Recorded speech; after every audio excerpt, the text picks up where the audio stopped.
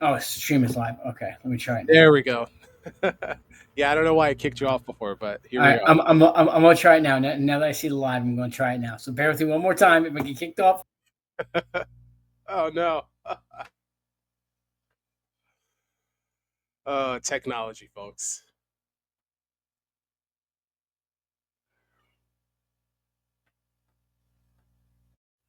All right, let's see. All right, he's back again.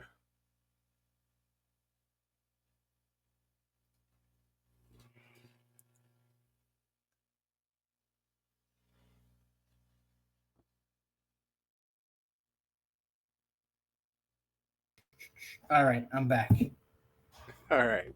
All right, Um, maybe we'll record this and share it afterwards if it's not. yeah, we'll figure it out. Yeah, all right, Well, all thankfully right. the title of this is Scale Smarter, not Tech Smarter, right? That Because we'd would absolutely have know that. that would have been a problem. That would have been a problem. Oh, this is fantastic. Well, All right. yeah, this is awesome. Well, Frank, thanks for joining me today. I was really glad to have this opportunity.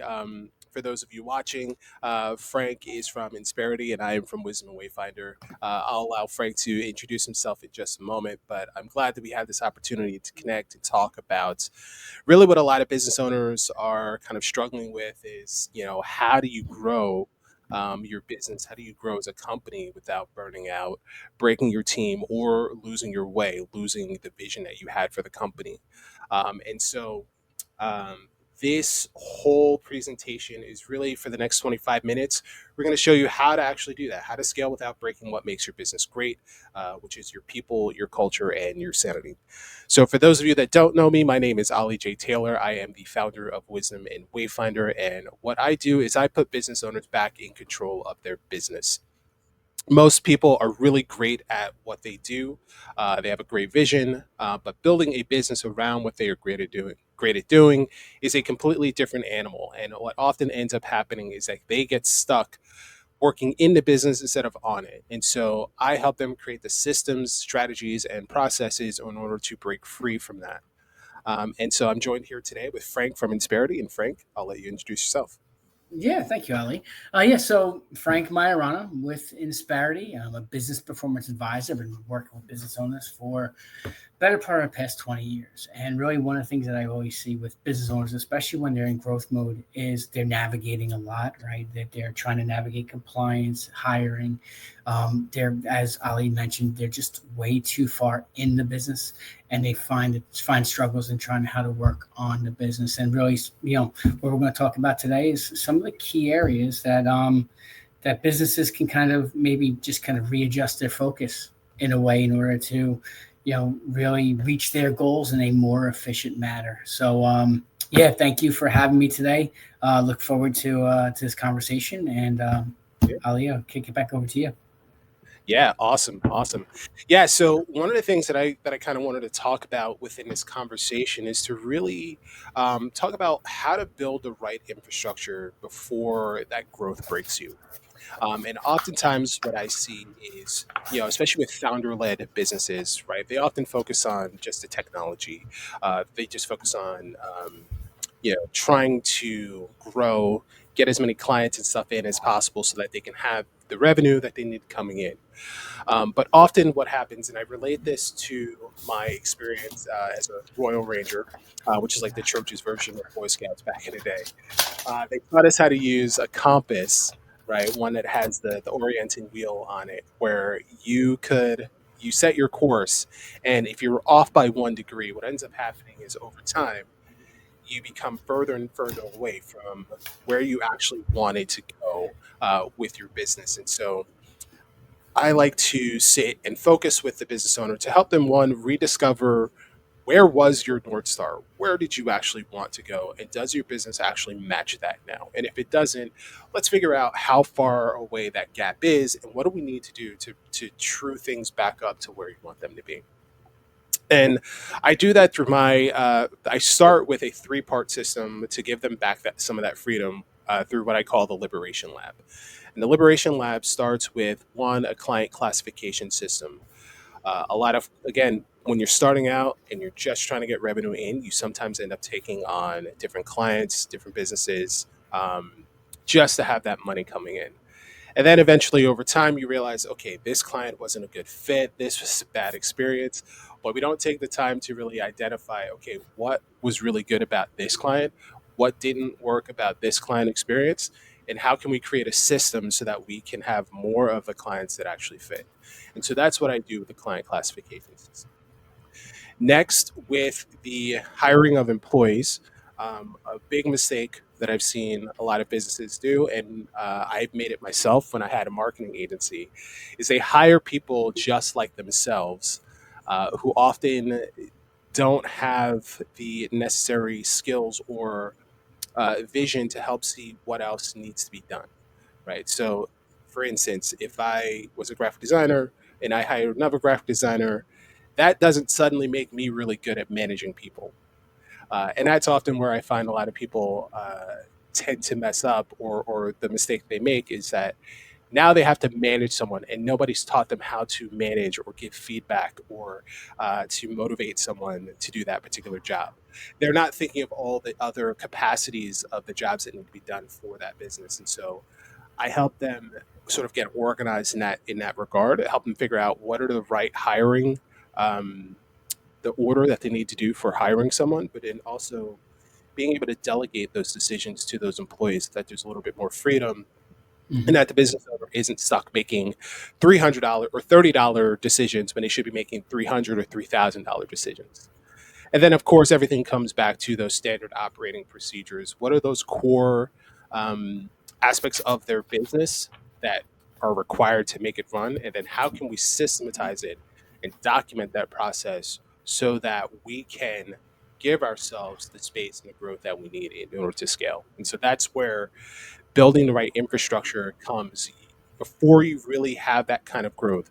These are the things that you really want to have in place. And so I touched on the decision authority framework with delegation. I think that's a perfect segue for you, Frank, to talk about, people versus process and, Yeah. you know, you hire. When do you systematize? Absolutely, absolutely. Thanks. See it all the time, right? You're in a business and it's growing, and your revenue's up, and things are ramping up. You are a founder, visionary leader, but you're answering the phones. You're getting stuck in processes. You're getting stuck Hmm. into the weeds, and you say, "All right, well, you know what I need to do? I need somebody else." And to Ali's point, sometimes you hire someone that's like yourself, and that's exactly Yeah. not what you need. But the bigger question is you got to take a step back and say, you know, do I need to hire somebody? Right. And so let's start with like when's the right time to hire somebody and some of the due diligence you should do. And then we can talk about when maybe not to hire somebody. And I'll give you a couple examples.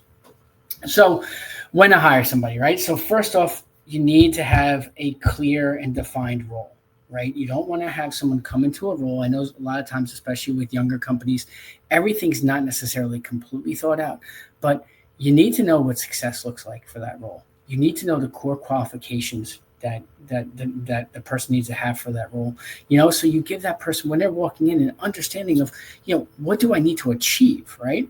The second piece of that is make sure that there's an ROI on it, right? So this should do one of two things. Either the role is going to be generating you more money. Maybe it's something in sales, or maybe it's something from a customer service standpoint where you're kind of something that's going to help drive revenue, or it's something that's taking stuff off the plate of leadership. Either it's yourself, or maybe it's some of your key executives, and allowing them to be able to work once again on the business as to being stuck in the business, right? So that's the second piece. And the third piece is you have to have some type of structure around them, right? So onboarding starts before your first hire. You need to know what your onboarding is going to look like. Is there going to be training in the beginning of onboarding, like things that they need to accomplish, things they need to be trained up on? They need to have management in place. Who are they going to report to? What does that structure look like? Once again, going back, do they know what success looks like in that role? And really, where's the accountability on that, right? So who's accountable for their performance? And do they know what it is? So you have to think through all these pieces before bringing someone on. And the reason why is what you end up doing if you don't have the stuff in order, you're going to have dissatisfied employees, dissatisfied performance, and ultimately you're going to have higher turnover when maybe that person should have never been hired in the first place, or maybe you should have had processes in place in the first place that could have avoided the entire thing. So let's kind of take a pause there for a second. So that's kind of what you want if you're going to hire. Now, before you do this, you want to look at, all right, I'm looking to hire somebody, but what does my bench look like? And what I mean by that is a lot of times companies are like, oh, I need to bring someone from the outside in for a given role. Well, what you need to do is first take a look at who's within your organization. Does anyone have the skills needed to fill the role that you're trying to fill? All right. Is there someone junior that can move into that role? Is there like do you have a true handle on the hard and soft skills of your workforce? And if you don't, I strongly recommend doing that.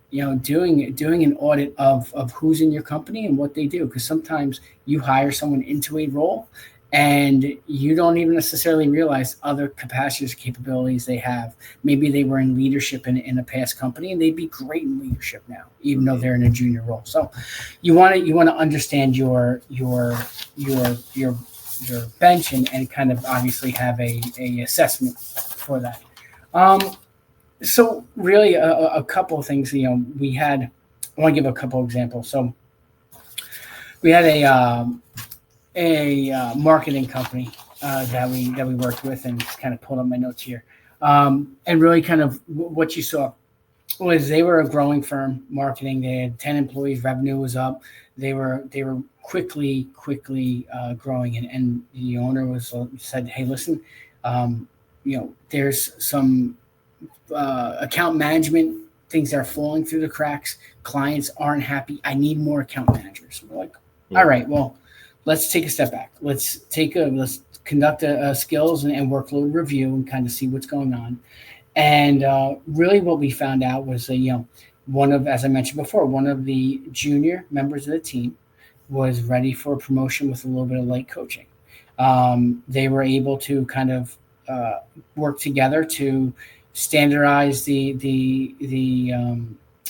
way they were dealing with their clients, to kind of get more structure within the customer service division of the company. So they kind of understood, all right, well, when do we touch base? What are we looking to accomplish? So they tightened up that process. So ultimately, what happened was a junior associate got a promotion, which is fantastic. They filled the role without needing to bring in a senior person, which saved them money, increased the culture within the organization because people felt like they were growing, and didn't need to bring someone else on, and they were able to get the same benefit. Similar situation at an HVAC company, about 20 people. They were hiring techs and they were firing techs because they weren't getting what they were looking for out of technicians. And what they were looking for was they were finding that jobs were being delayed, jobs weren't being complete. So like, oh, we don't have enough people. Time out. Let's take a look. What's the root cause of the delays?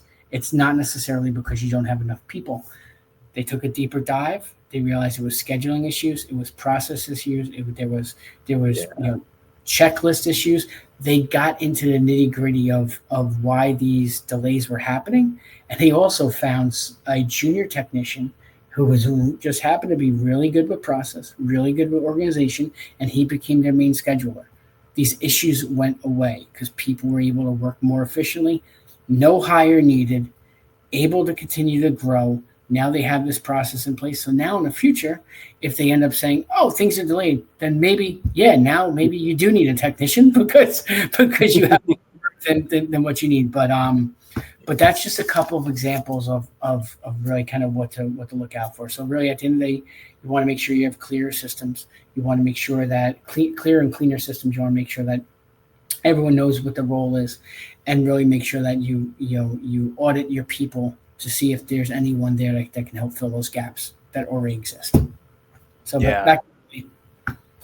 Yeah, Frank, that was fantastic, and it dovetails perfectly with the next section talking about avoiding culture dilution as you scale, right? Because as you touched upon, um, having somebody that's already, like, when you examine your bench and having somebody that is already familiar with the culture of the company, already, a part of the team, they're already bought into the vision to some degree, right? Because they haven't quit, they haven't left yet, right? And Mm-hmm. they're looking to grow, they're looking to step up into a higher position within the company, right? That is something that you can't hire for, right? Like, you can hire for someone who believes in what you do and all that other stuff, but every time that you bring in somebody from the outside, you're introducing an unknown element, no matter how aligned they may seem on the surface, right? It's not until you actually get into the mix with them that you understand, okay, how bought into the vision are they?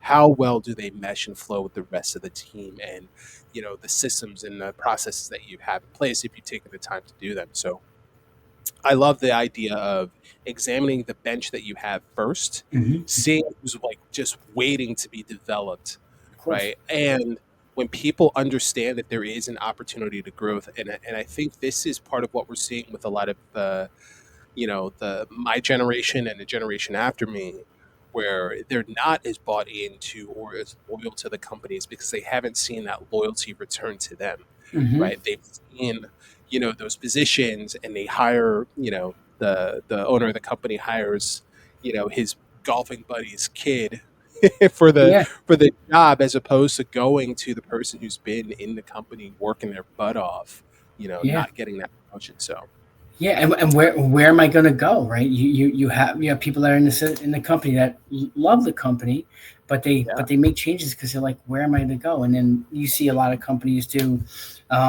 They create roles, right? It doesn't yeah, necessarily mean to be a new role, but like, let's go back to customer service.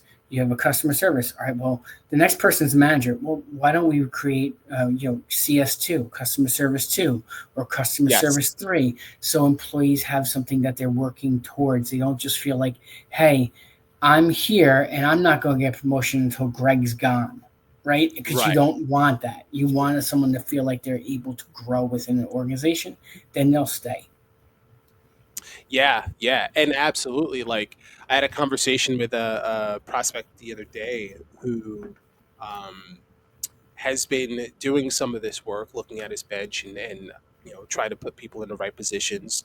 One of the things that he did was separate out. I think it was a marketing manager role, and then Mm-hmm. uh, another position, right? He expanded those two and got clearer on what those two roles were. And I was like, great, that's really smart of you to do. And he still doesn't have a COO, like a person to do the actual operation. So he's still responsible for the business development, but also kind of managing all the other employees. I'm like, it's great for now. And if you want to hit this revenue target, this customer target, you're going to need to have someone whose only job is to oversee the operations and management of all these other people, right? So that you can just solely focus on business development, if that's the thing that you really want to do, or hire someone to do just business development so that you can just be Yep. responsible for managing people, like whatever Yep. it is.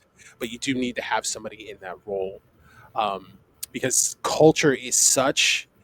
I can tell you the worst companies I've ever worked for is the kind of culture where um, good people are forced to tolerate and make up for a bad employee.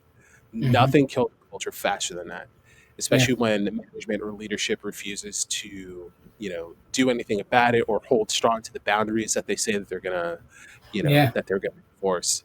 Yeah. That's You been, you Yeah, yeah, good, you'll see it. You'll see it often. Unfortunately, sometimes it's with higher performers, right? You'll yeah, often see that when your higher performer is the culture killer within the organization. It yeah, makes it very difficult. You have a hard time growing with those types of folks.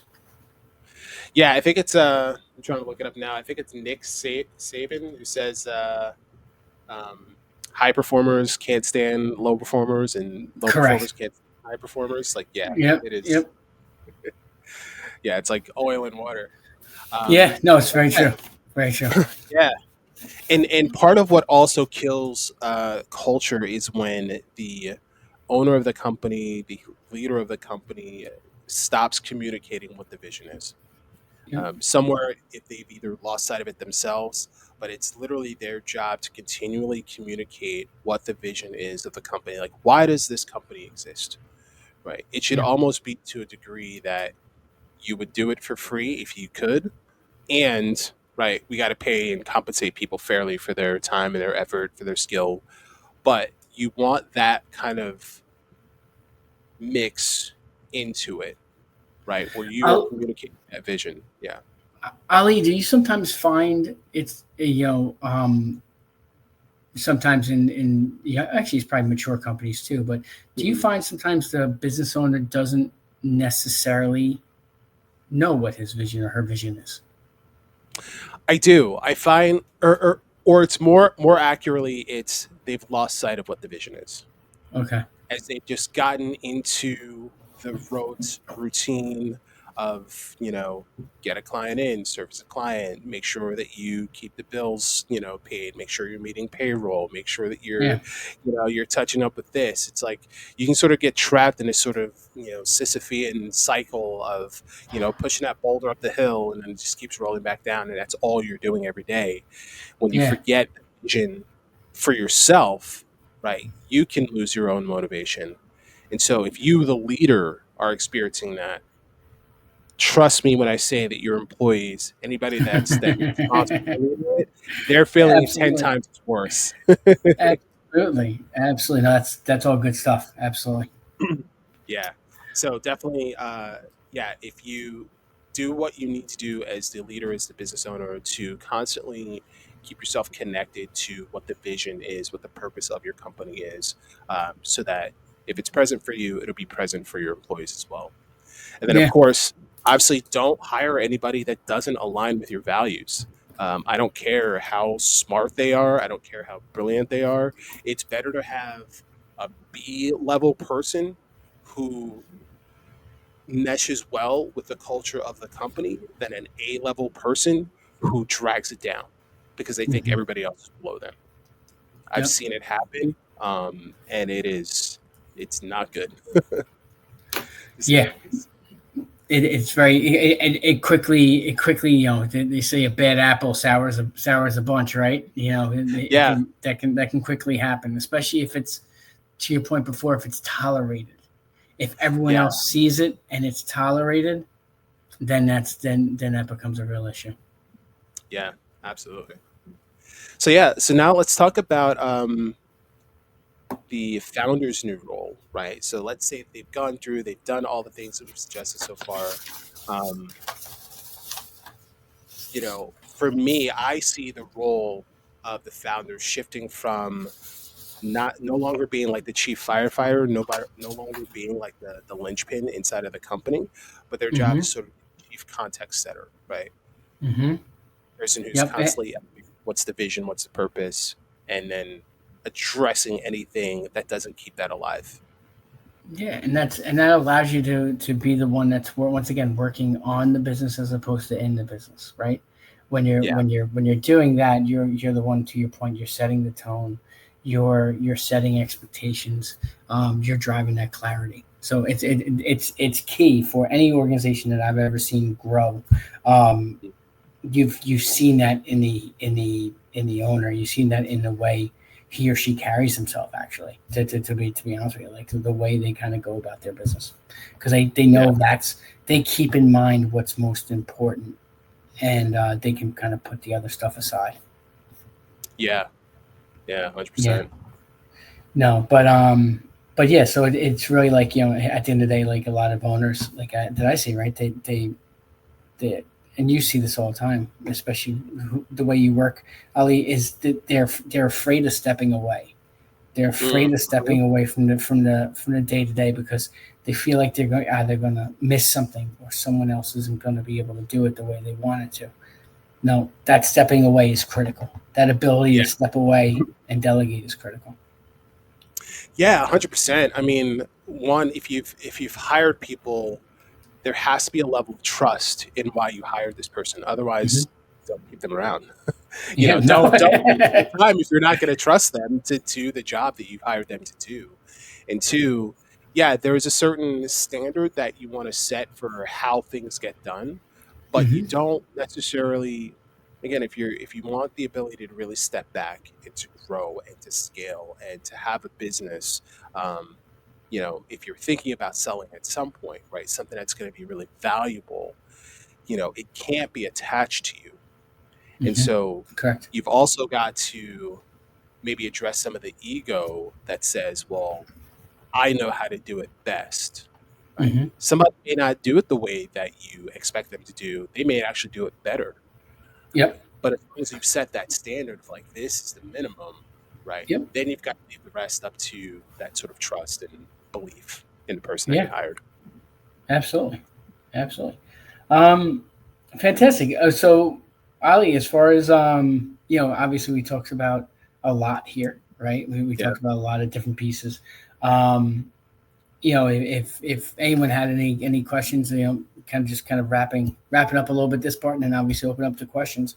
Yeah. Um, if anyone has any questions on on some of the HR pieces, some of the way of kind of driving process, ways of kind of scaling without controlling costs and the ability to do it in an efficient manner, I'd be happy to just have a conversation or meet. And Ali, Yeah. if you want to go, you want to finish up?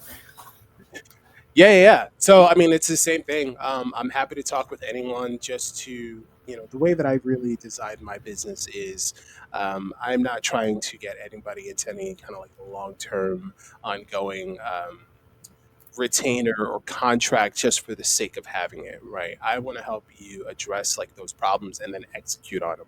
I think Hmm. a lot of business owners go wrong, and this kind of happens in the coaching and consulting spaces, just a lack of execution and follow through on a lot of things. um, so I'm happy to talk through issues with anyone. If you're doing the right things already, I'm just going to encourage you to keep doing those things. And um, if you just need feedback on what it is you're doing, I can just adjust that. And just really, it just comes down to getting clarity around your vision and then executing quickly, right? That's Hmm. really how you start to scale, how you start to grow. Awesome. Well, awesome. Yeah. Thank you, Ali. Appreciate this today. Yeah, this is awesome. And there's so much more that we could talk about. We're trying to keep this to like 20, Yeah, 25 minutes. this is So, there. Oh, there will be another one, right? yes, yes. We do want to mention that on the July. What do we have there, Ali? Yeah, We have fourth July Thursday, July. fourth Thursday of July, which we have So as that'll be the July 24th. 24th. Yep. Same bat time, same bat channel. Same bad channel. Yeah, and we'll certainly be chatting a little bit more about things that really help you as a business owner. So Yeah, thank you. All awesome. right. Yeah, Frank, this is awesome. Thank you. Absolutely. Appreciate Yes, you being you as here. well. Yep. Yeah. And And to anybody watching, appreciate you tuning in, and share with your network. And yeah, if you have any questions, you can find Frank and I on LinkedIn. Of course, send us a message. We'd be happy to incorporate it into our next conversation. awesome. Well, thank you. Thank you, everybody.